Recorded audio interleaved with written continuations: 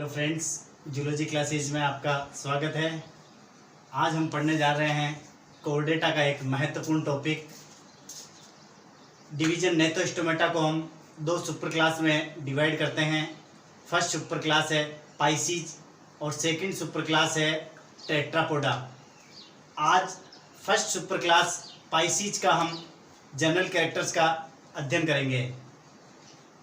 बात करते हैं सुपर क्लास पाइसीज की। पाइसीज के जनरल कैरेक्टर्स निम्न प्रकार होते हैं।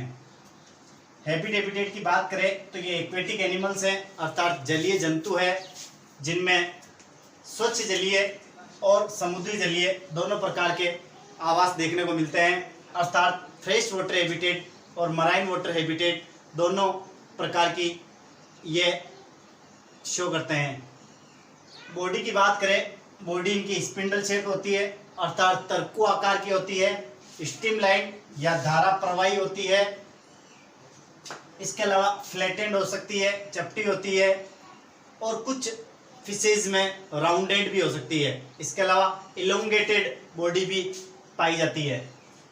बॉडी डिवाइडेशन की बात करें तो body divided in head, trunk and tail. शरीर तीन भागों में विभाजित रहता है। स्पष्ट सिर पाया जाता है, ट्रंक धड़ पाई जाती है और पोस्टीरियर रीजन पे टेल उपस्थित होती है। तो बॉडी सिर, धड़ व पूंछ में बटी होती है। हेड कंटेन्स माउथ, सिर पर स्पष्ट मुख पाया जाता है। मुख की पोजीशन टर्मिनल और वेंट्रल दोनों प्रकार की हो सकती है। अंतस्थ अथवा अधरीय मुख इनमें देखने को मिलता है। बात करते हैं अन्य कैरेक्टर्स की। Body possesses two types of paired fins. शरीर पर दो जोड़ी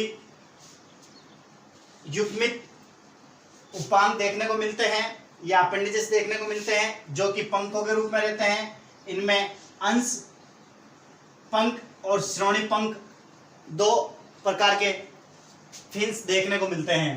इनके अलावा हम बात करें तो इनमें तीन प्रकार के अयुग्मित पंख भी देखने को मिलते हैं, जिनमें डोर्सल या पृष्ठीय पंख, वेंट्रल या अधरीय पंख और कोडल या पुच्छीय पंख भी पाए जाते हैं। अर्थात इनमें दो टाइप्स के पेक्टोरल और पेल्विक फिन्स युग्मित पाए जाते हैं या अंश और श्रोणि पंख युग्मित होते हैं और तीन अयुग्मित पंख डोर्सल, वेंट्रल और कोडल भी इनमें देखने को मिलते हैं। बात करते हैं इनके ईयर्स की, तो एक्सटर्नल ईयर्स और इंटरनल ईयर्स में से एक्सटर्नल ईयर्स में ईयर पिन्ना लेस डेवलप्ड होती है और इंटरनल ईयर्स ही मुख्य कर्ण होते हैं जो कि बैलेंस का कार्य करते हैं, अर्थात आंतरिक कर्ण इनमें संतुलन बनाए रखने का कार्य करते हैं। बात करते हैं एक्जोस्केलेटन की या बाह्य कंकाल की। Exoskeleton is formed by dermal scales. Exoskeleton dermal scales या डर्मल शल्कों का बना होता है, जो कि अलग अलग प्रकार के होते हैं। बात करते हैं हम प्लेकोइड शल्कों की, तो ये विलुप्त मछलियों में पाए जाते थे। इनके अलावा ओस्टिक्टिस फिशेज में आधुनिक रूप से साइक्लोइड और टीनोइड स्केल्स देखने को मिलते हैं। इसके अलावा गोनोइड स्केल्स भी कुछ फिशेज में देखने को मिलते थे। तो साइक्लोइड, टीनोइड, गोनोइड आदि प्रकार के शल्कों का रूपांतरण इनमें देखने को मिलता है और ये शल्क ही इनका एक्जोस्केलेटन या बाह्य कंकाल बनाने का कार्य करते हैं।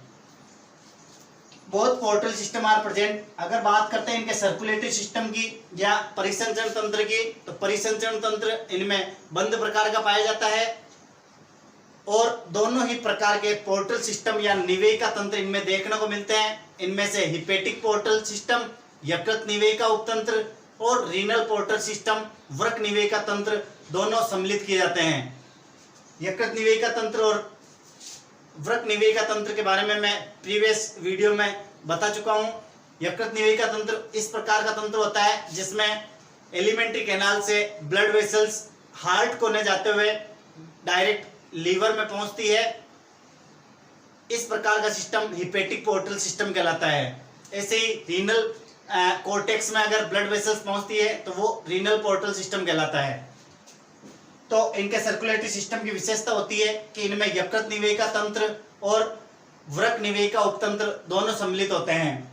इनके अलावा इनके सर्कुलेटरी सिस्टम की बात करें तो क्लोज टाइप का सर्कुलेटरी सिस्टम या बंद प्रकार का परिसंचरण तंत्र देखने को मिलता है, जिनमें आरबीसीज न्यूक्लिएटेड होती है अर्थात केंद्रक युक्त होती है। इनमें आरबीसीज केंद्रक युक्त होती है। बात करते हैं इनके हार्ट की या हृदय की, तो हृदय द्विकक्षीय होता है जिसे वीनस हार्ट कहते हैं या सीरिय हृदय कहते हैं। वीनस हार्ट क्यों कहते हैं आपको ये पता होना चाहिए स्टूडेंट्स। वीनस हार्ट इसलिए कहते हैं क्योंकि इनमें डीऑक्सीजनेटेड ब्लड फ्लो करता है, इसलिए इसे वीनस हार्ट या सीरिय हृदय कहते हैं। अर्थात इनमें एऑक्सीजनत रुधिर फ्लो करता है, इसलिए आप इसे वीनस हार्ट कह सकते हैं। बात करते हैं इनमें रेस्पिरेशंस की, तो रेस्पिरेशंस के लिए इनमें 5 जोड़ी गिल्स उपस्थित होते हैं, अर्थात 5 जोड़ी क्लोमों के द्वारा इनमें श्वसन की प्रक्रिया संपन्न होती है। एक्सक्रीशन की बात करें तो इनमें प्रोटोकोर्डेट्स की तरह ही किडनी का मॉडिफिकेशंस देखने को मिलता है। वहां प्रोटोनेफ्रिक टाइप की किडनी मॉडिफिकेशन देखने को मिलता था, यहाँ मीजोनेफ्रिक टाइप की किडनी मॉडिफिकेशन देखने को मिलता है, अर्थात इनमें उत्सर्जन की प्रक्रिया मीजोनेफ्रिक किडनी के द्वारा होती है। हम बात करते हैं इनके ब्रेन की, तो ब्रेन इनका सुविकसित होता है, वेल डेवलप्ड होता है विथ 10 पेयर्ड क्रेनियल नर्व्स, तथा इसमें 10 जोड़ी कपाल तंत्रिकाएं पाई जाती है जो अलग अलग ऑर्गन से सेंस या रिसेप्टर की तरह कार्य करती है। बात करते हैं हम इनमें लेटरल लाइन सिस्टम की, तो इनमें पार्श्वीय रेखा तंत्र उपस्थित होता है जो कि एक तरह से बैलेंस और सेंस की तरह कार्य करता है।